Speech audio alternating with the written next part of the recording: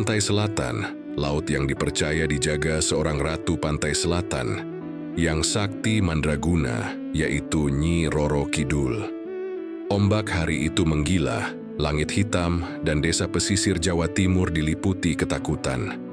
Di tengah kepanikan, seorang lelaki bersarung lusuh berjalan santai dengan rokok di bibirnya, itu Wali Paidi.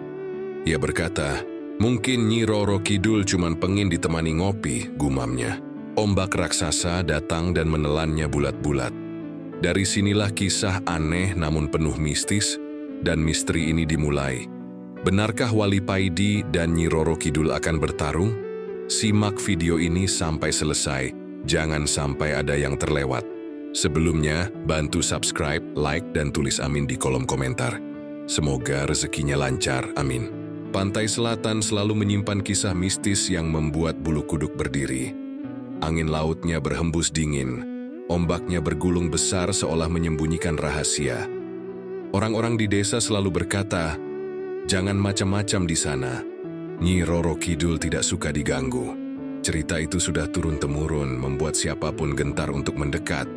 Tapi, apakah benar semua itu? Apakah ada manusia yang berani menantang sosok penguasa Laut Selatan? Di sebuah desa kecil di Jawa Timur, hiduplah seorang lelaki sederhana bernama Wali Paidi. Orangnya santai luar biasa, bahkan kadang terkesan cuek. Saat desa heboh, ia tetap tenang seakan tak terjadi apa-apa. Penampilannya sederhana, sarung lusuh, kemeja pudar karena sering dicuci, dan sandal jepit yang licin saat hujan. Namun di balik kesederhanaannya, ada sesuatu yang berbeda. Siang itu, Wali Paidi duduk di depan warung kopi Mbah Dul. Asap rokok cengkehnya mengepul, dan ia menyeruput kopi hitam pekat dengan santai. Suasana desa yang biasanya damai tiba-tiba pecah oleh suara teriakan warga. Beberapa orang berlari dari arah pantai dengan wajah pucat pasi. Seorang pria terengah-engah berteriak, "Pak Idi, bahaya! Nyi Roro Kidul ngamuk lagi." Paidi hanya melirik santai, rokoknya tak lepas dari bibir. "Ngamuk lagi?" Wong perempuan itu biasanya marah cepat. Ademnya juga cepat, jawabnya dengan nada datar. Jawaban itu membuat Pak RT hampir tersedak. "Serius Pak Idi, kapal nelayan hilang, ombak setinggi gunung, orang-orang terseret ke laut. Ini tanda bahaya." Suasana desa makin tegang, namun Pak Idi tetap kalem. Ia menghela napas, memandang ke arah laut yang bergelora. "Kowe kabeh percaya omongan orang-orang. Tapi sopo ngerti? Mungkin Nyi Roro Kidul cuma pengen ditemani ngopi," ujarnya santai. Ucapan itu membuat warga makin bingung. Namun Paidi tak bergeming. Ia berdiri perlahan, merapikan sarungnya, dan bersiap pergi. "Arab neng endi Pak Idi?" tanya Pak RT panik. "Pantai," jawabnya singkat. Semua warga terdiam. Paidi berjalan santai menuju bibir pantai. Angin laut berhembus kencang, seperti memperingatkan agar ia tak mendekat. Namun ia tetap melangkah tanpa ragu. Rokoknya tetap menyala meski angin kencang seperti kipas angin nomor 3. Saat tiba di pantai, ia duduk di atas batu besar, memandangi ombak yang menggulung. "Tak tungguin sampean," gumamnya pelan. Langit mendung, awan hitam pekat menutupi matahari. Suara ombak menggelegar semakin keras. Dari kejauhan, gulungan air raksasa muncul, menjulang tinggi siap melahap apapun yang ada di depannya. Orang-orang yang mengintip dari jauh menjerit histeris. "Pak Idi hilang!" teriak mereka saat ombak raksasa itu menggulung tubuh Paidi. Menyeretnya ke laut dalam sekejap. Dunia seketika menjadi gelap. Udara berganti dengan air asin yang dingin. Segalanya berputar cepat. Namun bukannya panik, Paidi justru mengomel dalam hati. Perlahan ia membuka mata.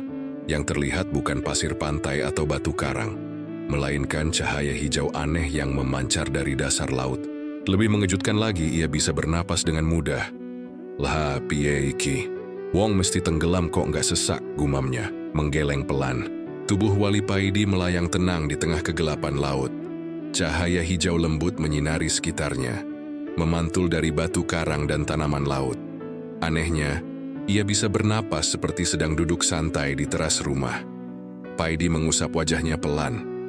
"Iki aku tenggelam opo malah piknik yo," gumamnya sambil menoleh ke kanan dan kiri. Tiba-tiba, suara cempreng terdengar di dekat telinganya. "Heh, sampeyan manusia ya? Kok bisa sampai sini?" Paidi menoleh melihat seekor ikan buntal sebesar ember mengenakan topi kecil dari rumput laut. Mata ikan itu melotot, suaranya terdengar seperti radio tua yang rusak.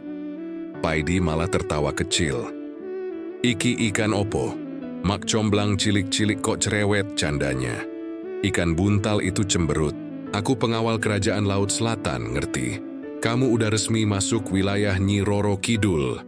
Paidi mengangkat alis, menepuk-nepuk sarungnya yang tetap rapi. "Oh alah, pantesan hawanya adem. Ya wis, ayo antar aku. Tapi jangan lama-lama, kopi di warung Mbah Dul nanti keburu dingin." Ikan buntal mendesah panjang.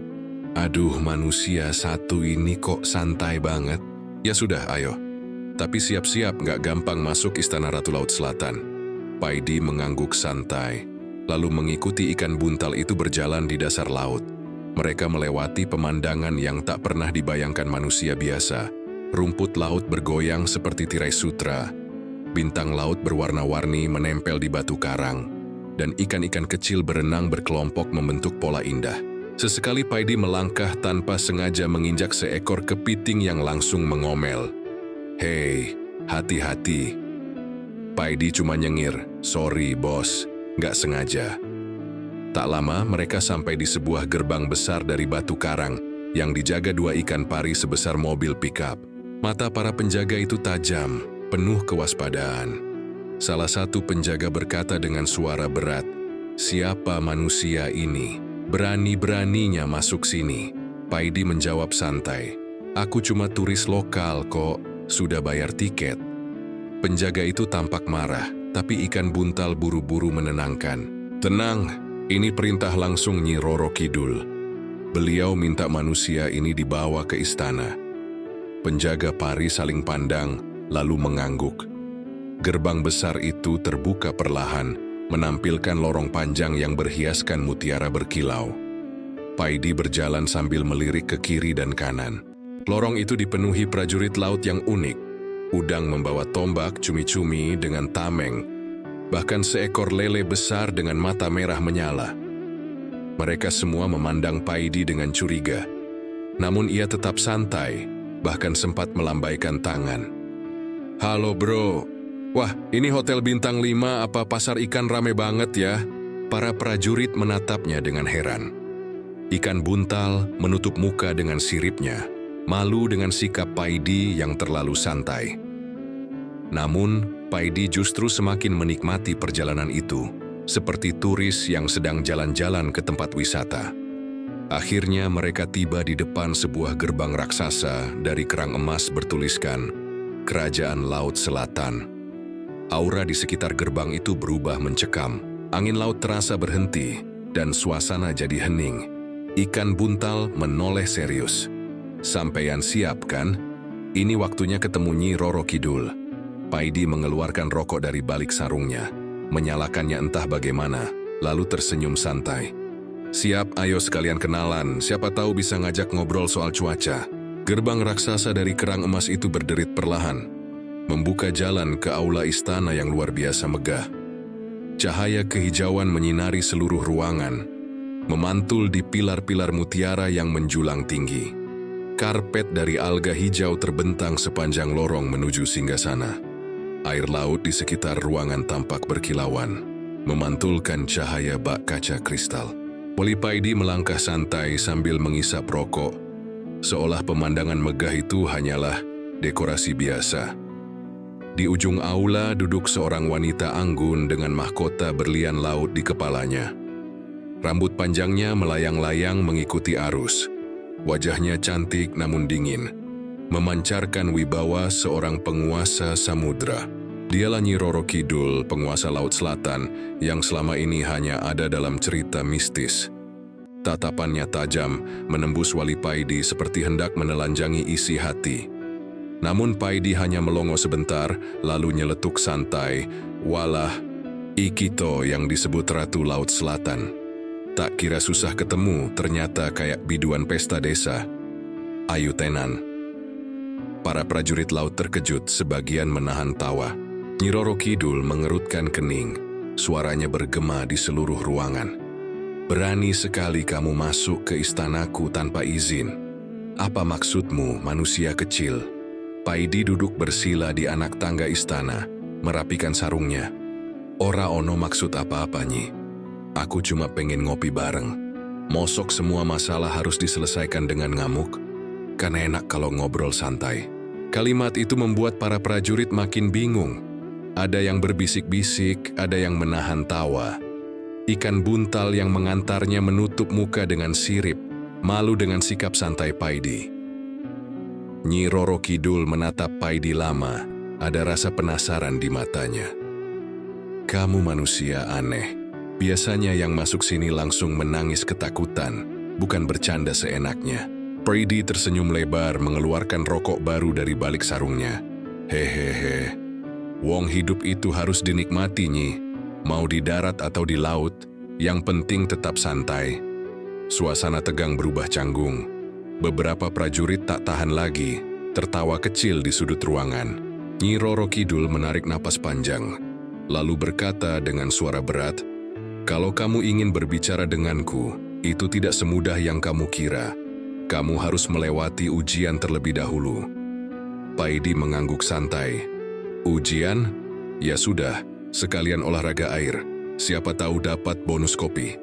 Nyi Roro Kidul mengangkat tangannya, dan lantai istana bergetar hebat. Dari dasar ruangan muncul sebuah lorong bercahaya, memancarkan arus kuat yang berputar seperti pusaran neraka. Suara gemuruh terdengar keras, membuat sebagian prajurit mundur ketakutan. Masuklah ke lorong itu, perintah Nyi Roro Kidul. Itu adalah ujian pertama, arus neraka laut. Banyak manusia yang hilang di sana. Kita lihat apakah kamu bisa bertahan.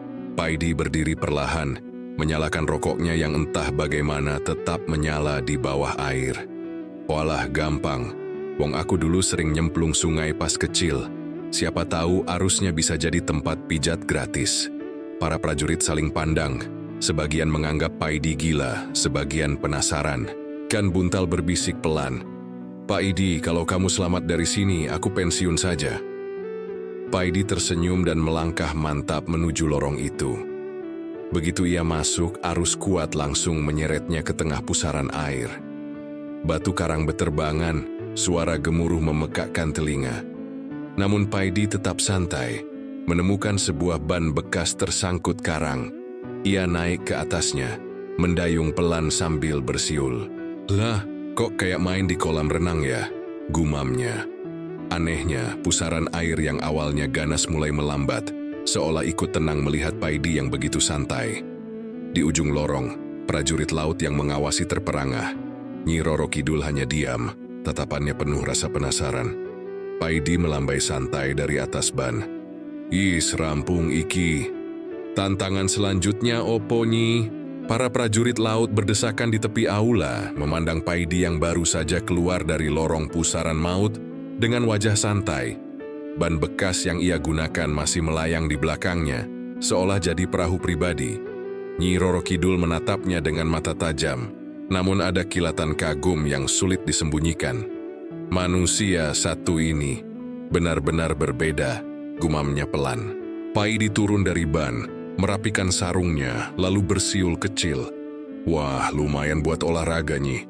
Ada hadiah nggak? Atau kopi panas gitu?" Suasana istana menjadi riuh.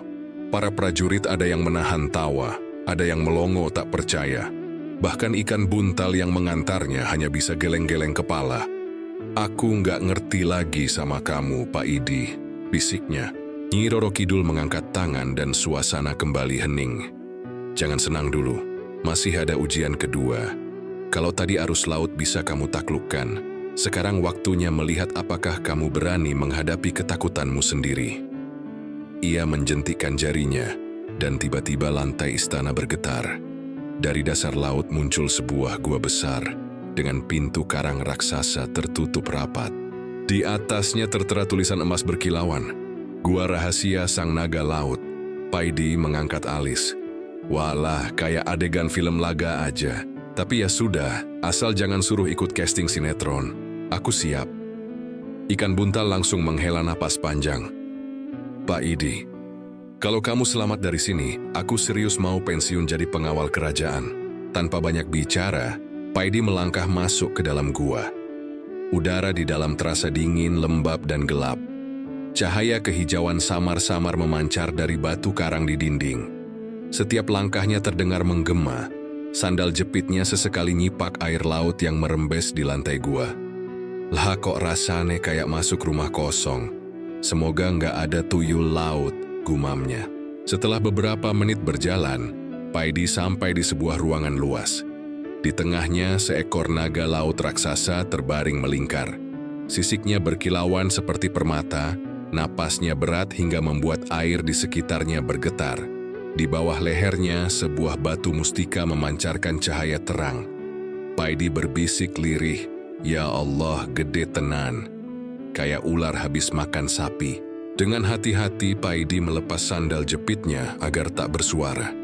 Ia mendekati naga itu perlahan. Keringat dingin menetes meski berada di bawah laut. "Sabar ya Pak Naga, aku cuma numpang ambil barang sebentar," bisiknya. Perlahan, ia mengulurkan tangan mengambil mustika itu.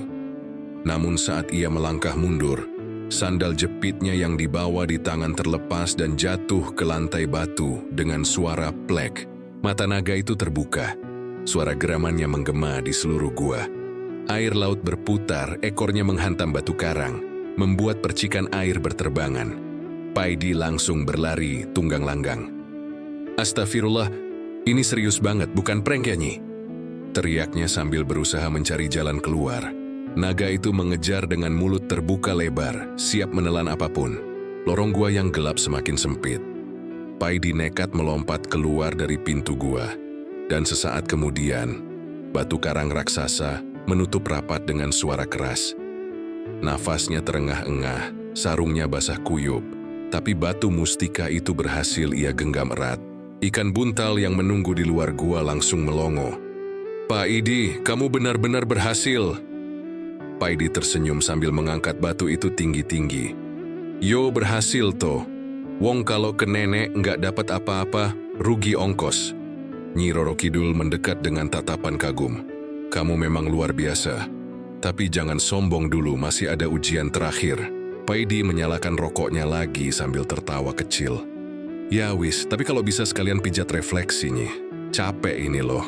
Suasana aula kerajaan Laut Selatan berubah tegang. Para prajurit laut berbaris rapi di sisi ruangan, menatap Paidi yang masih ngos-ngosan setelah keluar dari gua naga.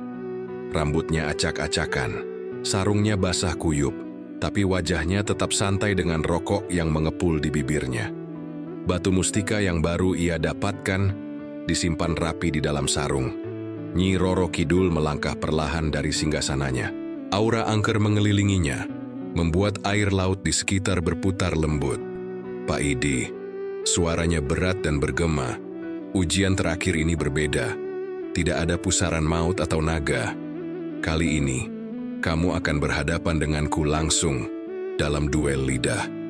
Paidi berkedip bingung. Duel lidah maksudnya? Jangan-jangan duel jilat-jilatan. Wah, aku sudah sepuh nih. Suasana seketika pecah.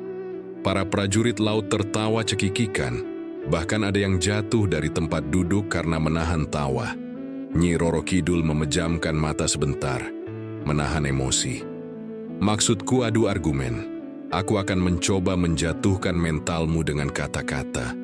Kalau kamu bisa membuatku terdiam, kamu menang." Paidi mengangguk santai. "Oh, debat tuh. Ya sudah, aku sering debat sama istri di rumah. Biasanya nggak ada yang menang, paling ujung-ujungnya diam-diaman seminggu." Ucapannya lagi-lagi membuat suasana jadi lucu. Namun Nyi Roro Kidul tidak tersenyum. Dengan gerakan tangan ia memanggil sebuah panggung mutiara yang muncul dari lantai, lengkap dengan meja dan 2 kursi berlapis kerang emas. Mikrofon dari kerang raksasa muncul di tengah meja. "Silakan duduk," kata Nyi Roro Kidul dengan nada dingin. Paidi naik ke panggung, duduk santai dan meletakkan sandal jepitnya di samping kursi. "Ayo Nyi, aku tunggu seranganmu." Para prajurit bertepuk tangan menambah suasana seperti pertunjukan besar. Nyi Roro Kidul menatapnya tajam. "Kamu pikir dengan candaan dan gaya hidup santai semua masalah bisa selesai? Dunia ini keras, Pak Idi. Laut ini pun keras. Apa kamu sanggup menghadapi dunia tanpa rasa takut?" Paidi hanya tersenyum kecil, menghela napas, lalu menjawab santai. "Takut itu wajar. Wong mumet ya wajar kalau salah arah. Tapi kalau hidup diisi rasa takut terus, kapan bisa bahagia?" Ucapan itu membuat beberapa prajurit terdiam, mulai memandang Paidi dengan kagum. Namun Nyi Roro Kidul belum menyerah. "Kamu cuma nelayan kampung. Apa yang kamu tahu tentang kehidupan besar dan rahasia dunia ini?" Paidi mendongak, menatap sang ratu dengan mata serius. "Kadang justru wong kampung sing ngerti urip tenan. Hidup sederhana itu guru terbaik. Orang kecil ngerti caranya bersyukur, ngerti cara bertahan. Laut ini luas, tapi hati manusia jauh lebih dalam." Suasana mendadak hening. Para prajurit melongo, tak menyangka jawaban Paidi begitu dalam. Nyi Roro Kidul terdiam lama, seolah merenungi kata-kata itu. Tiba-tiba ia tertawa lepas, suaranya bergema membuat air laut bergetar pelan. "Pak Idi, kamu memang luar biasa. Aku sudah lama tidak tertawa seperti ini." Paidi tersenyum santai. "Berarti aku menang debat ya, Nyi?" Nyi Roro Kidul mengangguk pelan. "Benar, kamu telah menaklukkan aku bukan dengan kekuatan, tapi dengan hati dan tawa." Ia mengambil sebuah batu kecil yang bersinar hijau dari pinggangnya, lalu menyerahkannya pada Paidi. "Ini batu pusar samudra. Kalau suatu hari kamu butuh bantuanku, lempar saja batu ini ke laut." Paidi menerima batu itu dengan senyum lebar. "Matur nuwun, Nyi. Tapi kalau boleh, ketemu lagi jangan di sini. Di mall juga boleh, sekalian nonton film." Para prajurit laut tertawa terbahak-bahak. Nyi Roro Kidul hanya menggeleng sambil tersenyum tipis. Setelah menerima batu pusar samudra, suasana di Istana Laut Selatan perlahan mereda. Nyi Roro Kidul kembali duduk di singgasananya, namun tatapannya kini berbeda. Ada rasa hormat dalam pandangannya pada Paidi. "Kamu manusia pertama yang keluar dari ujian-ujian itu hidup-hidup, bahkan dengan santai. Aku tak tahu harus kagum atau heran," katanya lirih. Paidi hanya nyengir sambil merapikan sarungnya. "Hehe, wong hidup harus dibawa santai, Nyi. Kalau tegang terus malah tambah repot." Ucapannya membuat para prajurit laut kembali terkekeh. Namun di balik candaannya, suasana terasa khidmat. Batu pusar samudra yang berpendar hijau di tangannya memancarkan aura misterius, seolah menyimpan kekuatan besar. Ikan buntal yang sedari tadi setia mengawalnya mendekat dan berbisik, "Pak Idi, kamu sadar nggak? Batu itu pusaka terkuat di Laut Selatan. Bahkan kami para pengawal kerajaan jarang sekali melihatnya." Paidi mengangguk santai, lalu menyelipkan batu itu ke kantong sarungnya. "Ya wis, kalau mahal, nanti ku taruh di lemari dapur, buat pajangan." Nyi Roro Kidul tersenyum tipis meski jelas menahan tawa. "Pak Idi, jangan anggap remeh. Batu itu bisa menghubungkan dunia manusia dan dunia kami. Tapi batu itu juga bisa jadi beban berat kalau salah digunakan. Kamu harus menjaga hatimu." Paidi menghela napas panjang. "Walah, berarti batu ini seperti kartu kredit ya. Bisa bikin senang, bisa bikin pusing." Seketika para prajurit kembali tertawa, tapi Nyi Roro Kidul hanya mengangguk serius. Tak lama kemudian, Nyi Roro Kidul memerintahkan prajurit untuk mengantar Paidi kembali ke permukaan. "Sudah waktunya kamu pulang. Dunia manusia menunggumu. Tapi ingat, perjalananmu belum selesai." Kalimat itu membuat Paidi terdiam sesaat. Untuk pertama kalinya, candaannya mereda. Ada sesuatu di balik suara Nyi Roro Kidul yang membuat hatinya bergetar. Perjalanan pulang dimulai. Paidi menaiki ikan buntal yang kini tampak lebih hormat padanya. Mereka melewati lorong-lorong istana yang sebelumnya ramai kini terasa sunyi. seolah semua makhluk laut memperhatikan kepergian Paidi. Batu pusar samudra memancarkan cahaya samar di kantong sarungnya, menerangi jalan mereka. Paidi menatapnya sekilas lalu bergumam, "Iki batu, rasanya berat tapi entah kenapa adem." Saat mereka mendekati permukaan laut, arus tiba-tiba berputar. Ikan buntal melirik gelisah. "Pak Idi, ada sesuatu yang berubah. Laut ini seperti tahu bahwa batu pusar samudra dibawa keluar kerajaan." Ombak di atas mereka bergulung besar. Langit tampak menghitam. Paidi tetap santai, meski matanya memandang ke sekeliling dengan penuh kewaspadaan. Begitu mereka muncul ke permukaan, pantai yang tadinya sepi kini dipenuhi warga desa yang berlarian panik. Beberapa orang menjerit melihat Paidi yang muncul tiba-tiba dari laut. Pak Idi selamat!" teriak Pak RT dengan suara parau. Mereka berbondong-bondong mendekat, sebagian meneteskan air mata lega. Namun Paidi hanya berdiri santai di bibir pantai. Sarungnya basah kuyup, rambutnya acak-acakan, dan rokok yang entah bagaimana masih menyala di bibirnya. "Loh, rame banget. Kok kayak acara penyambutan pejabat aja?" ujarnya santai. Pak RT memegang bahunya dengan gemetar. "Pak Idi, kamu hilang seminggu. Kami kira kamu sudah mati." Paidi terdiam sejenak. "Seminggu? Loh, aku rasa cuma sebentar." "Venis mistis tenan iki." Warga saling pandang dengan mata lebar. Paidi lalu merogoh kantong sarungnya dan mengeluarkan batu pusar samudra.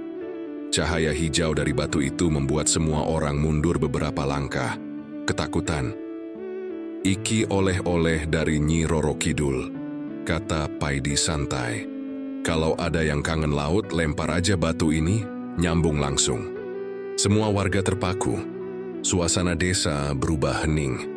Tak ada yang berani menyentuh batu itu. Di kejauhan, ombak bergulung pelan seolah menyambut kembalinya Paidi. Tapi di hati Paidi, ia tahu satu hal. Perjalanan ini baru awal dari misteri yang lebih besar. Sejak kembalinya Paidi dari dasar laut, suasana desa terasa berbeda. Warga masih terheran-heran melihatnya sehat, walau sempat hilang selama seminggu. Banyak yang diam-diam berbisik saat Paidi berjalan melewati jalan desa. Ada yang percaya penuh dengan ceritanya. Ada pula yang menganggapnya sekadar dongeng. Namun satu hal yang tak bisa dipungkiri, aura aneh kini menyelimuti desa itu. Paidi sendiri tetap santai. Seperti biasa, ia nongkrong di warung kopi Mbah Dul. Sarungnya lusuh, sandal jepitnya basah, dan rokok selalu menyala di bibirnya. Di hadapannya batu pusar samudra bersinar samar, diletakkan begitu saja di meja kayu tua warung itu. "Pak Idi, kok batu itu dibawa ke sini? Nggak takut?" tanya Mbah Dul pelan. Matanya tak lepas dari batu yang memancarkan cahaya kehijauan lembut. Pak Idi tersenyum tipis. "Batu ini aman. Wong aku cuma taruh di sini buat teman ngopi. Lagian kalau disimpan di rumah, bisa-bisa hilang dibawa anak kecil buat main kelereng." Jawabannya membuat Mbah Dul geleng-geleng kepala. Namun ia juga tak bisa mengalihkan pandangan dari batu itu. Ada sesuatu yang membuat orang yang melihatnya merasa terhipnotis. Malam itu, desa menjadi sunyi. Angin berembus pelan, membawa aroma laut yang lebih tajam dari biasanya. Paidi yang sedang duduk di serambi rumahnya merasakan hawa dingin merayap. Rokok di tangannya mengepul, matanya menatap langit malam yang gelap. Tiba-tiba, dari kejauhan terdengar suara seperti alunan gamelan samar-samar. Paidi mengerutkan kening. "Iki suara dari laut. Kok rasanya nggak enak ya?" Ia berdiri perlahan merogoh kantong sarungnya, memastikan batu pusar samudra masih di sana. Batu itu berpendar lebih terang seolah merespons sesuatu. Angin bertiup semakin kencang, membuat daun-daun pisang di pekarangan berdesir keras. Paidi berjalan ke arah pantai.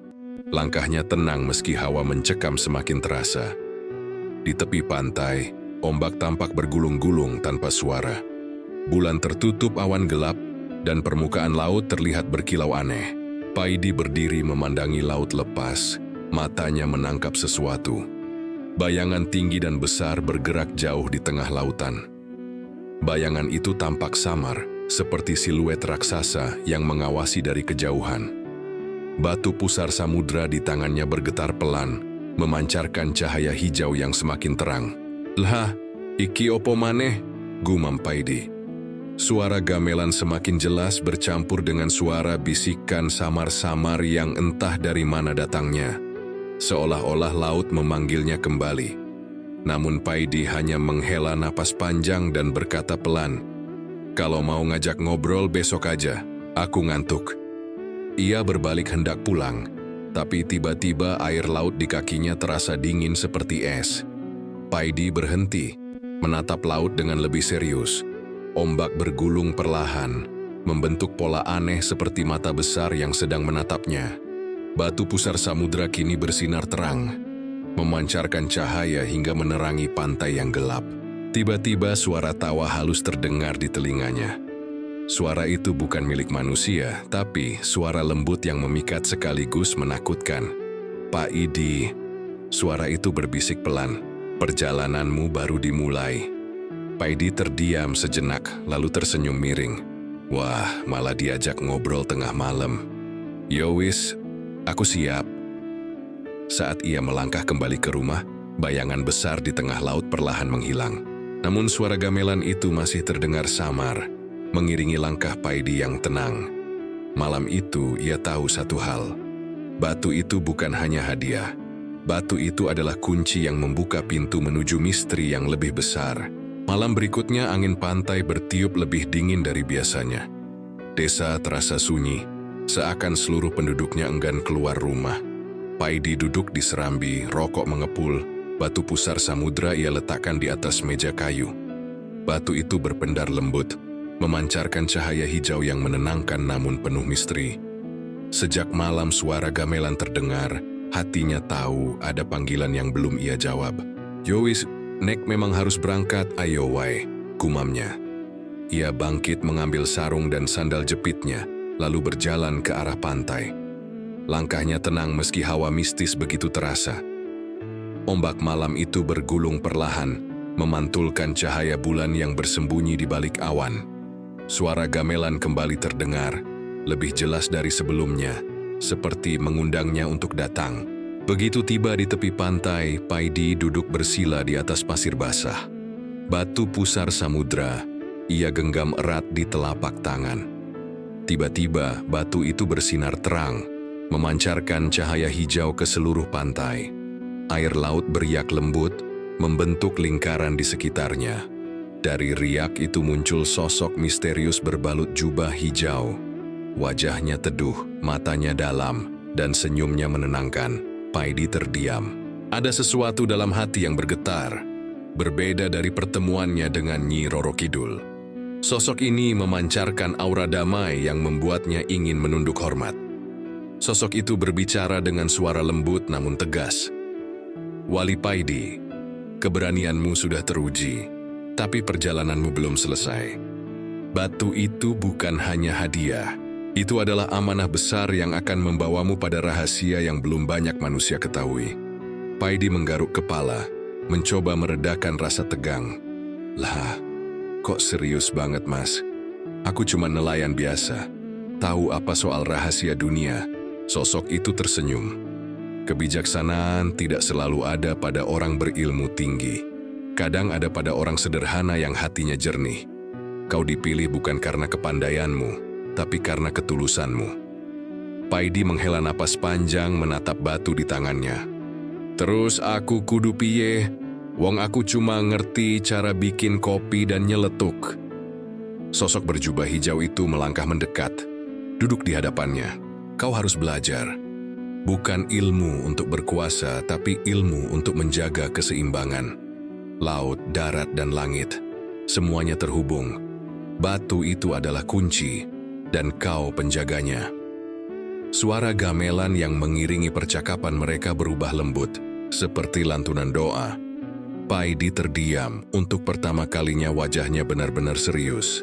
Ia merasakan sesuatu mengalir ke dalam dirinya, seperti ketenangan yang tak pernah ia rasakan sebelumnya. "Aku akan mengajarkanmu sedikit demi sedikit," kata sosok itu. "Tapi perjalanan ini akan penuh cobaan. Banyak mata akan tertuju padamu. Banyak tangan akan mencoba merebut batu itu. Kau siap? Paidi tersenyum kecil meski matanya menunjukkan kesungguhan. Siap mas, wong aku dari dulu memang suka tantangan. Tapi kalau bisa, tantangannya jangan sampai bikin rokokku basah lagi. Sosok itu tertawa pelan. Candamu adalah kekuatanmu, Paidi. Jangan hilangkan itu. Ia mengangkat tangannya dan cahaya hijau dari batu pusar samudra semakin terang, menyelimuti tubuh Paidi. Tiba-tiba ia merasa pikirannya lebih tenang, hatinya lebih lapang. Ada energi baru yang mengalir, memberi kekuatan yang tidak ia pahami sepenuhnya. Ketika cahaya itu meredup, sosok berjubah hijau itu perlahan menghilang, kembali menyatu dengan ombak. Suara gamelan pun lenyap, meninggalkan hanya suara laut yang bergulung tenang. Paidi menatap laut lepas, menghela napas panjang. Walah, tambahannya hiki. Tapi yo wis wong hidup memang harus dinikmati. Ia berdiri memasukkan batu ke kantong sarung, lalu berjalan pulang dengan hati yang penuh pertanyaan. Pagi itu, matahari bersinar terang di desa pesisir. Burung-burung camar berterbangan di tepi pantai, namun suasana desa terasa tidak seperti biasanya. Orang-orang berbisik-bisik di pasar, anak-anak tidak berani bermain di pantai, dan para nelayan menatap laut dengan wajah cemas. Sejak Paidi kembali membawa batu pusar samudra, ombak di laut selatan menjadi tak menentu. Kadang laut terlihat tenang, tapi tiba-tiba ombak tinggi muncul tanpa peringatan. Paidi seperti biasa tetap santai. Ia duduk di warung kopi Mbah Dul, menyeruput kopi hitam dan merokok dengan santai. Batu pusar samudra disimpannya di dalam kantong sarung, tapi cahaya hijaunya tetap terlihat samar. Mbah Dul menatapnya dengan gelisah. Pak Idi, semenjak kamu bawa batu itu, laut kita jadi aneh. Nelayan banyak yang takut melaut. Paidi menoleh menatap laut lepas yang tampak berkilauan di kejauhan. Mbah, laut memang punya caranya sendiri buat kasih pesan, tapi jangan khawatir. Batu ini nggak akan bikin celaka kalau kita nggak serakah. Ucapannya membuat Mbah Dul hanya menghela napas panjang. Di rumahnya, beberapa warga berkumpul membicarakan Paidi. Batu itu berbahaya, kata seorang lelaki tua dengan nada ketakutan. Itu bukan hadiah, tapi ujian. Kita nggak boleh biarkan batu itu di desa ini. Namun ada juga yang membela Paidi. Paidi itu orang baik. Kalau dia yang pegang, pasti ada alasannya. Perdebatan itu membuat suasana desa terasa tegang. Malam harinya, Paidi duduk di serambi rumahnya sambil menatap langit. Angin malam terasa lebih dingin. Aroma laut semakin tajam. Batu pusar samudra di tangannya berpendar lebih terang dari biasanya, membuat bayangan di sekitarnya bergerak-gerak aneh. Paidi menghela napas panjang. Iki pertanda apa maneh? Tiba-tiba terdengar suara gemuruh dari arah laut. Paidi berdiri dan berjalan menuju pantai. Ombak tampak menggulung besar, namun tidak pecah di tepi pantai. Di tengah gulungan ombak itu, terlihat sekilas sosok bayangan besar yang berputar-putar di laut. Suara gamelan samar-samar terdengar, diiringi bisikan lirih seperti doa. Paidi. Suara itu terdengar di telinganya, lembut tapi jelas.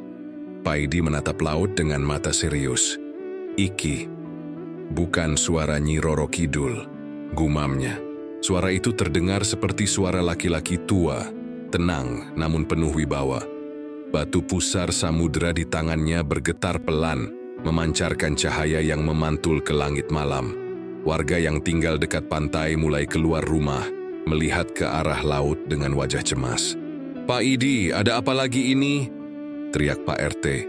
Pak Idi hanya melambaikan tangan. Tenang wae Pak RT, iki cuma salam dari laut. Tapi di hatinya, ia tahu ini bukan sekadar salam. Ada kekuatan besar yang sedang memperhatikan. Ketika ombak akhirnya pecah dengan suara keras, air laut membentuk lingkaran sempurna di sekitar Paidi. Cahaya hijau memancar ke langit, membuat seluruh desa terdiam. Anak-anak bersembunyi di balik pintu, para orang tua berdoa pelan. Paidi tetap berdiri tegak, menatap laut lepas. Yowis, nek pancen waktune aku siap, gumamnya. Bayangan besar di tengah laut perlahan menghilang. Tapi suasana desa berubah mencekam. Malam itu orang-orang tahu satu hal.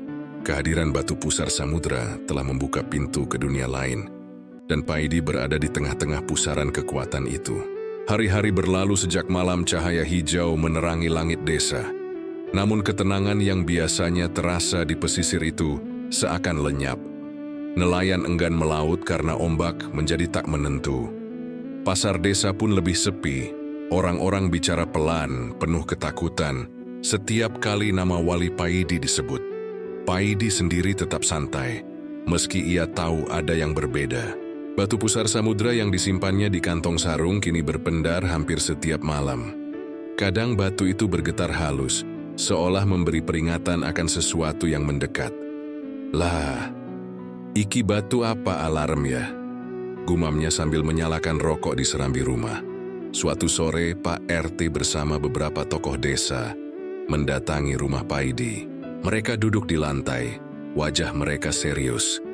"Pak Idi," kata Pak RT pelan, "warga resah. Banyak yang bilang batu itu membawa malapetaka. Sejak kamu kembali dari laut, cuaca berubah, ikan-ikan menjauh dari pantai. Kami minta kamu kembalikan batu itu." Paidi menghela napas panjang, lalu tersenyum tipis. "Pak RT, batu ini bukan sumber masalah. Justru ini pelindung. Aku dapat batu ini bukan buat gaya-gayaan. Ini amanah." Kata-katanya membuat semua orang terdiam. Namun seorang lelaki tua tiba-tiba bicara dengan nada tinggi. "Amanah atau tidak, desa ini tidak tenang. Kita orang kecil tidak ingin terlibat urusan gaib. Batu itu harus dibuang ke laut." Ketegangan meningkat. Paidi hanya menatap mereka dengan mata teduh. "Kalau batu ini dibuang sembarangan, akibatnya bisa lebih buruk, Pak." Suaranya tenang, tapi tegas. Namun perkataan itu justru membuat beberapa orang semakin takut. "Lihat, dia sendiri bilang akibatnya bisa buruk. Batu itu terkutuk," teriak seseorang. Malam harinya, Paidi duduk sendirian di pantai. Ombak berderu lembut, tapi ada rasa dingin yang menembus tulang. Batu pusar samudra di tangannya bersinar terang, menerangi pasir di sekitarnya. "Iki masalahnya bukan batu, tapi rasa takut," gumamnya. Ia menatap laut lepas berharap sosok berjubah hijau yang pernah ia temui muncul lagi. Tiba-tiba angin laut bertiup kencang. Ombak yang tadinya tenang berubah bergulung tinggi. Di tengah gulungan ombak itu, Paidi melihat sosok samar. Bayangan tinggi berjubah panjang, berdiri tegak seolah mengawasinya dari kejauhan. Suara gamelan terdengar lagi, kali ini lebih cepat, seperti memberi peringatan. Paidi berdiri, matanya menatap lurus ke arah bayangan itu. Batu di tangannya bergetar semakin kuat. "Iki pertanda opo maneh. Nek pancen waktune ayo wae," katanya pelan. Sosok itu tidak mendekat, hanya melayang di atas permukaan laut sebelum perlahan menghilang bersama suara gamelan. Keesokan paginya, desa digemparkan kabar bahwa perahu nelayan ditemukan pecah di tengah laut, tanpa ada korban atau tanda-tanda orang di sekitarnya. Warga semakin takut, dan desas-desus mulai menyebar bahwa batu yang dibawa Paidi membawa bala. Namun Paidi tidak bergeming. Ia tahu sesuatu yang besar sedang bergerak di balik layar.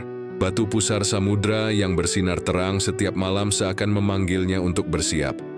"Yo wis, nek laut pengin ngajak ngobrol lagi, aku siap," gumamnya sambil menghela napas panjang. Di matanya, laut tidak lagi sekadar ombak dan pasir. Laut kini seperti makhluk hidup mengawasinya, menunggu langkah selanjutnya. Dan Paidi tahu, ini baru awal dari badai besar yang akan datang. Malam itu bulan purnama menggantung penuh di langit.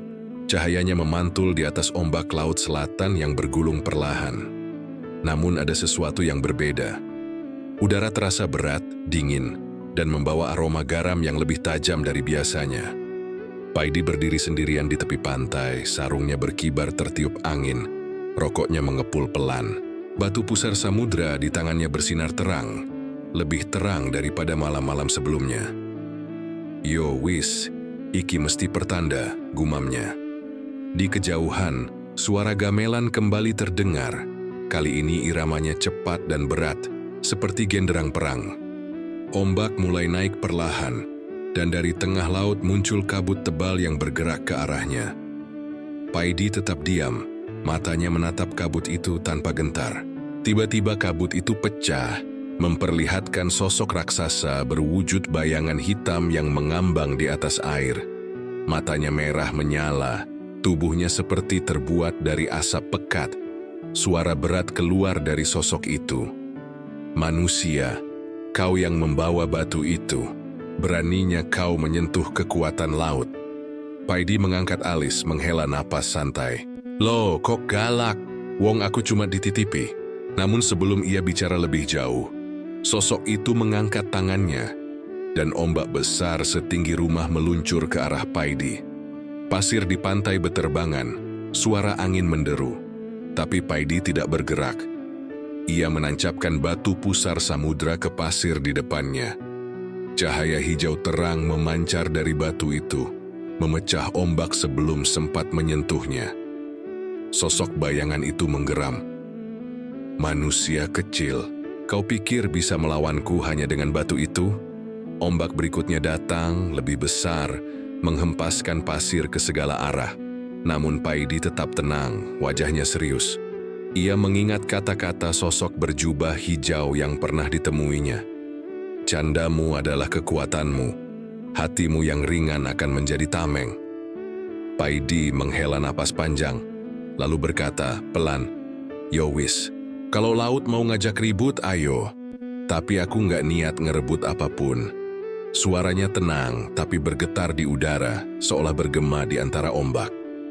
Batu pusar samudra bersinar makin terang, dan perlahan cahaya itu membentuk lingkaran pelindung di sekeliling Paidi. Bayangan hitam itu menggeram, lalu mengangkat tangannya sekali lagi. Dari laut muncul makhluk-makhluk aneh. Ikan raksasa dengan mata menyala, cumi-cumi bertaring, dan kawanan bayangan kecil yang berlari di atas air. Mereka semua mengarah ke Paidi, mengelilinginya. Namun Paidi tetap diam, menatap mereka dengan mata yang tenang. "Aku ngerti. Ini ujian," gumamnya. Ia menutup mata sejenak, merasakan desiran angin dan ombak. Cahaya dari batu pusar samudra perlahan menyelimuti seluruh tubuhnya, membuat makhluk-makhluk itu terhenti. Suara gamelan berganti menjadi lantunan doa yang menenangkan. Bayangan-bayangan itu memekik kesakitan, lalu menghilang satu persatu, kembali ke dalam kabut. Sosok hitam raksasa itu tampak goyah. "Manusia, kau berbeda." Suaranya kini terdengar lirih. Perlahan kabut itu memudar, meninggalkan laut yang kembali tenang. Paidi membuka mata, menarik napas panjang. "Alhamdulillah," gumamnya. Ia mengambil batu itu, menyimpannya kembali ke kantong sarung. Malam terasa lebih hening. Ombak bergulung pelan seakan tunduk. Paidi berdiri menatap laut. "Yowis, satu ujian lewat, tapi aku yakin ini baru permulaan." Laut selatan malam itu bukan lagi sekadar hamparan air. Ombak berderu seperti suara ribuan kuda berlari. Langit memerah ditelan awan pekat, dan petir menyambar silih berganti. Di tepi pantai, Paidi berdiri seorang diri. Sarungnya berkibar tertiup angin kencang. Batu pusar samudra di genggamannya memancarkan cahaya hijau yang menembus gelapnya malam. "Yowisi nek iki pancen klimaks ayo wae," gumamnya pelan. Rokok tetap menyala di bibirnya. Suara gamelan yang selama ini hanya terdengar samar kini bergema keras, bercampur dengan suara genderang perang. Ombak raksasa muncul dari tengah laut, dan dari puncaknya, sosok raksasa hitam yang semalam sempat ia temui kini bangkit sepenuhnya. Tubuhnya setinggi bukit, matanya menyala merah dan suara beratnya menggema. "Manusia, batu itu milik lautan. Serahkan padaku atau desa ini akan kutenggelamkan." Paidi menghela napas panjang. "Walah, kalau cara ngajak ngobrolnya begini, jelas nggak sehat. Wong aku cuma dititipi kok." Namun sebelum sempat menyelesaikan kalimatnya, makhluk raksasa itu menggerakkan tangannya, memanggil badai. Angin kencang menerjang, pasir berputar di udara, dan ombak setinggi rumah menghempas ke arah pantai. Paidi menancapkan batu pusar samudra ke pasir. Cahaya hijau menyebar membentuk lingkaran perlindungan di sekelilingnya. Ombak besar yang menghantam pantai pecah dan meluncur ke samping, meninggalkan Paidi berdiri tegak di tengah badai. Warga desa yang mengintip dari jauh berteriak ketakutan, sebagian berlari mencari perlindungan. Dari kejauhan, sosok berjubah hijau yang pernah ditemui Paidi muncul di atas air, melangkah tenang di tengah badai. Suaranya menggema, menenangkan hati. Wali Paidi, ingat kekuatan batu bukan untuk menyerang, tapi untuk menenangkan. Satukan hatimu dengan laut, maka ia akan patuh padamu. Paidi memejamkan mata sejenak, merasakan angin dan air yang menerpa wajahnya. Suara gamelan berubah menjadi lantunan doa. Batu pusar samudra berpendar lebih terang, menyinari seluruh pantai. Ombak besar yang semula ganas perlahan melambat, namun makhluk raksasa itu tidak menyerah. Dengan raungan keras ia melompat ke arah Paidi. Tubuhnya seperti bayangan hitam pekat yang hendak menelan segalanya. Dengan tenang, Paidi mengangkat tangan kanannya, menggenggam batu itu erat. Yo wis, nek pancen laut bagian dari ciptaan Allah, aku mohon damai, ojo ribut, gumamnya. Cahaya hijau dari batu itu meledak, menyebar ke seluruh penjuru. Ombak yang tadinya bergulung setinggi gunung berubah menjadi riak kecil. Angin kencang mendadak mereda. Makhluk raksasa itu memekik kesakitan. Tubuhnya pecah menjadi kabut hitam yang menghilang bersama suara badai. Pantai kembali sunyi, hanya suara ombak kecil yang terdengar. Paidi terhuyung, lututnya hampir goyah. Sosok berjubah hijau menghampirinya. Kau berhasil, Paidi. Tidak dengan kekerasan, tapi dengan ketenangan hatimu. Itulah kekuatan sejati. Paidi tersenyum lemah.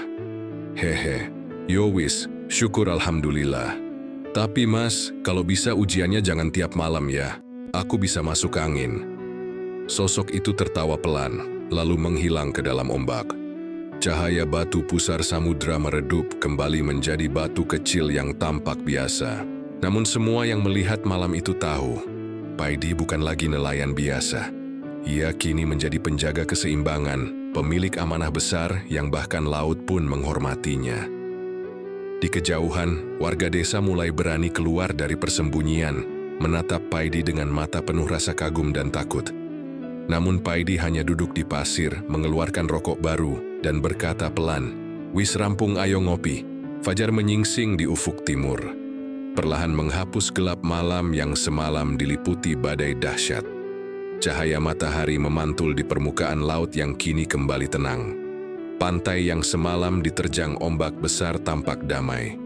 Meski sisa dedaunan, ranting, dan pecahan kayu terhampar di pasir, warga desa berbondong-bondong keluar rumah. Sebagian masih mengenakan pakaian tidur. Wajah mereka memancarkan kelegaan bercampur rasa takjub. Di tepi pantai, Paidi duduk bersila dengan santai, rokok mengepul di bibirnya.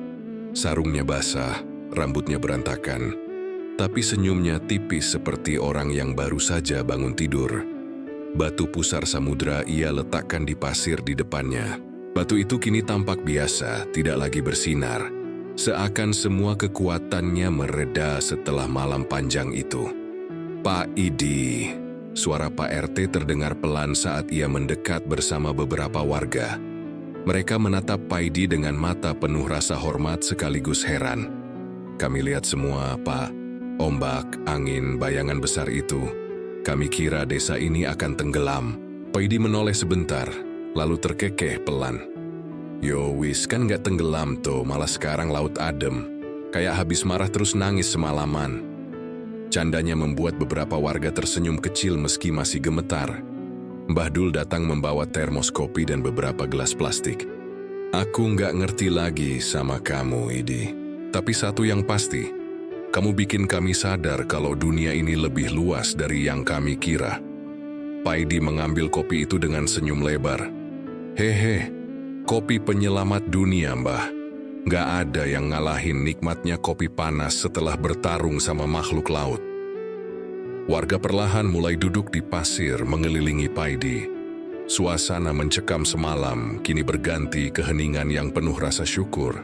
Anak-anak yang ketakutan semalam kini berlari-lari kecil, bermain di pasir yang masih basah. Para ibu berbisik-bisik sambil menatap Paidi. Ada rasa kagum sekaligus hormat di mata mereka. "Pak Idi," kata seorang lelaki tua dengan suara serak, "kami mohon maaf, kami sempat menyalahkanmu karena batu itu. Kami pikir semua bencana ini gara-gara kamu." Paidi hanya tersenyum, menghisap rokoknya dalam-dalam. "Wajar, Pak. Wong manusia kalau takut biasanya nyari kambing hitam. Tapi jangan khawatir, aku nggak dendam. Aku ngerti perasaan kalian." Pak RT mengangguk dengan mata berkaca-kaca. "Terima kasih sudah melindungi desa ini, Idi. Kami berhutang banyak padamu." Paidi mengibaskan tangannya santai. Ora usah pakai hutang-hutangan. Yang penting sekarang semua selamat." Saat matahari semakin tinggi, angin laut bertiup lembut, membawa aroma garam yang menenangkan. Batu pusar samudra yang tadi tampak mati tiba-tiba berpendar samar, seolah merespons ketenangan pagi itu. Paidi menatap batu itu dengan mata serius. "Kamu memang aneh, Batu, tapi kayaknya kita bakal banyak kerjasama." Hari itu desa kembali beraktivitas seperti biasa, namun ada yang berbeda. Orang-orang kini memandang laut dengan cara lain. Bukan hanya sumber penghidupan, tapi juga misteri besar yang harus dihormati. Paidi, dengan segala kesederhanaannya, kini dipandang bukan sekadar nelayan biasa, melainkan sosok penjaga desa. Namun di balik ketenangan itu, Paidi merasakan ada sesuatu yang masih mengawasinya dari kejauhan. Laut memang tampak damai, tapi suara samar gamelan di telinganya masih terdengar lirih. "Yo wis, aku ngerti. Perjalanan belum selesai," gumamnya sambil menatap cakrawala. Malam itu desa kembali sunyi, hanya suara jangkrik dan debur ombak yang terdengar dari kejauhan. Namun Paidi tidak bisa tidur. Batu pusar samudra yang ia letakkan di meja terus berpendar samar, seolah memanggilnya. Hatinya gelisah. Sejak badai besar semalam reda, ada sesuatu yang terasa berbeda. Suara gamelan yang biasanya terdengar menenangkan kini, terdengar berat dan menyayat hati. Paidi duduk di serambi rumahnya, menatap langit malam yang dipenuhi bintang. Rokoknya mengepul pelan, tapi pikirannya jauh melayang. Ia mengingat masa mudanya, saat hidupnya penuh masalah, sebelum ia dikenal orang sebagai wali yang nyentrik. Dulu, ia hanyalah seorang nelayan miskin yang sering terjerat hutang, hidup seadanya, dan merasa tak ada yang peduli. "Mungkin, aku ini orang biasa yang kebetulan dipilih," gumamnya lirih. Ada rasa ragu yang selama ini ia sembunyikan di balik canda dan sikap santainya. Ia teringat wajah orang tuanya, yang sudah lama tiada, dan bagaimana dulu ia sering menyalahkan nasib. "Kenapa harus aku?" katanya pelan menatap batu pusar samudra. Tiba-tiba cahaya batu itu semakin terang. Udara di sekitarnya berubah dingin, dan angin berhembus membawa aroma laut yang pekat. Suara gamelan terdengar semakin jelas, lalu perlahan berubah menjadi suara lantunan doa yang lirih, namun mendalam. Paidi berdiri, mengambil batu itu, dan berjalan menuju pantai tanpa banyak pikir. Pantai malam itu sunyi. Ombak bergulung pelan di bawah cahaya bulan. Saat Paidi berdiri di tepi air, suara itu terdengar jelas di telinganya. "Paidi, kau dipilih bukan karena kau sempurna. Kau dipilih karena hatimu yang tidak pernah menyerah meski hidup keras padamu." Paidi menoleh, dan di depannya berdiri sosok berjubah hijau yang pernah ia temui. Kali ini dengan senyum lembut. "Kenapa aku?" tanya Paidi dengan suara bergetar. "Aku bukan siapa-siapa, aku cuman orang biasa. Banyak yang lebih alim, lebih pintar, lebih pantas." Sosok itu menatapnya dengan mata teduh. Kebijaksanaan tidak hanya datang dari kitab dan ilmu. Kadang datang dari luka yang kau terima, dari sabar yang kau jalani. Kau sudah ditempa hidup. Kau tahu rasanya lapar, tahu rasanya diremehkan, dan tetap tidak membenci siapapun. Itulah alasanmu dipilih. Mata Paidi berkaca-kaca, meski ia berusaha menutupi dengan senyum miring. "Hehe, ternyata Tuhan memang suka bercanda. Milih aku, wong kampung biasa, buat jaga batu sehebat ini. Sosok itu tertawa pelan. Bukan bercanda, tapi percaya. Karena orang-orang seperti kamu yang bisa menjaga dunia tetap seimbang. Tiba-tiba angin laut bertiup lebih kencang, ombak bergulung tinggi, namun kali ini tidak mengancam. Justru terasa seperti pelukan hangat laut pada seorang anaknya. Cahaya dari batu itu menyinari seluruh pantai, membuat pasir berkilau seperti emas. Paidi memejamkan mata, merasakan ketenangan yang jarang ia rasakan. Paidi, suara sosok itu kembali. Perjalananmu belum selesai. Akan ada banyak yang datang padamu. Ada yang meminta pertolongan, ada yang ingin merebut batu itu. Tetaplah rendah hati, tetaplah tersenyum, karena itulah kekuatanmu. Paidi membuka mata, mengangguk pelan. Yo Wip, aku siap, tapi jangan lupa aku ini orangnya santai. Kalau ada masalah, kopi dulu, ngobrol belakangan. Sosok itu tersenyum lebar, lalu perlahan menghilang bersama cahaya bulan. Malam itu Paidi kembali ke rumah dengan langkah ringan. Batu pusar samudra di tangannya tidak lagi terasa berat. Ia tahu, malam ini ia telah berdamai dengan dirinya sendiri. Beberapa hari setelah badai besar berlalu, desa mulai kembali seperti biasa. Nelayan berani melaut lagi, anak-anak bermain di tepi pantai, dan suara pasar terdengar ramai. Namun di balik ketenangan itu, Paidi merasakan sesuatu yang aneh. Batu pusar samudra yang ia simpan di dalam rumah kini sering bersinar terang di malam hari, memancarkan cahaya yang begitu kuat hingga menerangi seluruh ruangan. Suatu malam ketika ia terlelap, Paidi bermimpi. Dalam mimpinya ia berdiri di tepi pantai yang sunyi. Ombak tampak berwarna merah, langit gelap tanpa bintang, dan angin bertiup dingin. Dari tengah laut muncul sosok raksasa berbalut jubah hitam dengan mata menyala merah. Suara berat menggema, Paidi, kau manusia sederhana, tapi kini kau memegang kekuatan yang bisa menguasai laut dan daratan. Berikan aku batu itu, dan aku akan jadikanmu raja dunia. Paidi terdiam menatap sosok itu dengan mata tajam. Walah, tawaranmu kok mirip sales asuransi. Nggak usah repot-repot, aku nyaman jadi orang kampung. Sosok itu tertawa keras, suaranya bergema menembus angin malam. Kau bisa memiliki kekayaan, kekuasaan, dan keabadian. Kenapa puas dengan hidup miskin dan sederhana? Batu itu terlalu berharga untuk hanya kau simpan di sarung lusuhmu. Paidi memejamkan mata sejenak, merasakan hawa gelap yang menyelimutinya. Hatinya mulai terasa berat. Godaan itu seperti bisikan halus yang mencoba menembus pikirannya. Ia teringat masa lalunya, hari-hari ketika ia kelaparan, ketika ia diremehkan banyak orang. Sekilas ada perasaan ingin membalas semua itu. Namun tiba-tiba ia teringat wajah-wajah warga desa, yang kini memandangnya dengan penuh rasa percaya. Dan kata-kata sosok berjubah hijau.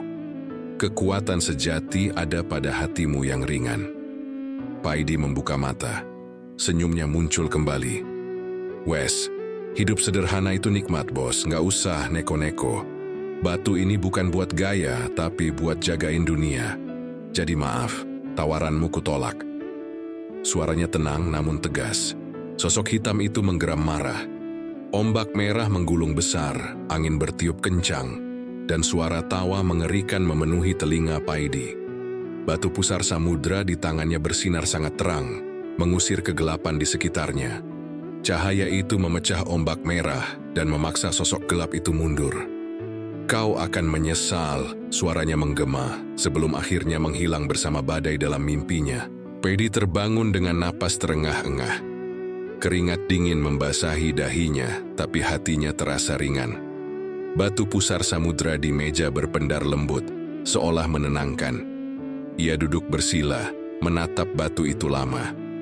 Yowis, berarti ujiannya bukan cuma dari laut, tapi dari diriku sendiri. Godaan itu kadang lebih ngeri daripada badai. Pagi itu, Paidi berjalan ke warung kopi Mbah Dul seperti biasa. Warga menyapanya dengan senyum hangat. Tidak ada yang tahu bahwa malam tadi ia baru saja melawan godaan yang bisa mengubah jalan hidupnya selamanya. Hehe, kopi panas 2, Mbah. Hari ini aku butuh yang manis, katanya ringan. Namun di balik senyumnya, Paidi tahu satu hal. Kekuatan batu ini akan selalu menjadi ujian. Tidak hanya dari makhluk gaib, tapi dari ambisi manusia itu sendiri. Dan ia harus menjaga hatinya agar tidak tergelincir. Beberapa minggu berlalu sejak badai besar dan malam-malam penuh misteri itu. Desa pesisir kembali hidup dengan damai. Anak-anak berlarian di tepi pantai, nelayan mulai melaut dengan tenang, dan pasar kembali riuh seperti biasa. Namun ada satu hal yang tak bisa disangkal. Desa itu kini memandang laut dengan cara berbeda. Ombak bukan lagi sekadar ombak, melainkan saksi kekuatan yang tak terlihat. Paidi duduk santai di warung kopi Mbah Dul seperti hari-hari sebelumnya. Sarungnya lusuh, sandal jepitnya makin tipis, dan rokok tetap setia di bibirnya. Di hadapannya batu pusar samudra terbungkus kain sederhana, disimpan dengan hati-hati. Tak ada yang berani mendekat atau memegangnya, namun semua warga tahu batu itu ada di sana, bersama penjaganya. "Pak Idi," kata Pak RT sambil duduk di kursi bambu, "desa ini berhutang banyak padamu. Kalau bukan karena kamu, entah apa yang terjadi waktu itu." Paidi tersenyum tipis. "Ora usah begitu Pak RT, wong aku cuman orang kampung. Semua ini takdir dari Gusti Allah. Aku cuma jadi alatnya saja." Ucapannya membuat Pak RT terdiam, lalu mengangguk dengan mata berkaca-kaca. Suatu sore, Paidi berjalan menyusuri pantai seorang diri. Ombak bergulung pelan, langit jingga memantulkan cahaya ke laut yang berkilau. Ia duduk di atas batu besar, tempat ia pertama kali diseret ombak ke dunia Nyi Roro Kidul. Senyumnya muncul mengingat semua yang telah ia lalui. Ujian maut naga laut, debat dengan sang ratu, hingga godaan kekuasaan yang hampir menjeratnya. Sosok berjubah hijau muncul di kejauhan, berdiri di atas ombak seperti bayangan masa lalu. Suaranya lembut, terdengar di telinga Paidi meski jarak memisahkan. "Paidi, kau sudah membuktikan bahwa kekuatan sejati bukan ada di tangan, tapi di hati. Batu itu akan tetap bersamamu, tapi suatu hari akan ada orang lain yang membutuhkannya. Jaga sampai waktunya tiba." Paidi mengangguk pelan. "Yo wis mas, aku ngerti.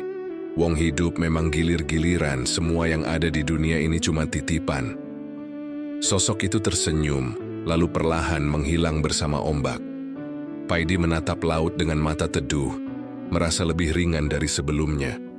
Hari-hari berlalu, warga desa semakin menghormatinya meski Paidi tetap bersikap santai seperti biasa. Ia masih nongkrong di warung kopi, bercanda dengan anak-anak kecil, dan membantu para nelayan memperbaiki jaring. Namun semua orang tahu, di balik sikap santainya, ia adalah penjaga rahasia besar yang bahkan makhluk gaib pun segan padanya. Suatu malam, ketika duduk di serambi rumahnya, Paidi menatap batu pusar samudra yang berpendar samar. Ia tersenyum dan bergumam, "Laut itu luas, misterinya nggak akan pernah habis. Tapi kalau hati kita lapang, semua badai bisa kita lewati." Ia menghela napas panjang, menatap bintang-bintang di langit malam. Hidup itu sederhana, kopi panas, rokok sebatang, dan hati yang tenang. Selebihnya, serahkan pada Gusti Allah. Ombak bergulung lembut seperti memberi salam. Angin laut membawa aroma asin yang menenangkan. Malam itu, Paidi merasa damai. Ia tahu petualangan belum berakhir, tapi ia juga tahu dirinya siap. Batu pusar samudra di kantong sarungnya berpendar sekali lagi, lalu meredup, seakan ikut beristirahat. Di desa kecil itu, nama Wali Paidi akan selalu dikenang. Bukan karena kekuatan yang ia miliki, tapi karena ketulusan hati seorang lelaki sederhana yang menjaga dunia dengan cara yang tidak pernah ia bayangkan. Dengan tawa, kesabaran, dan keyakinan pada Sang Pencipta.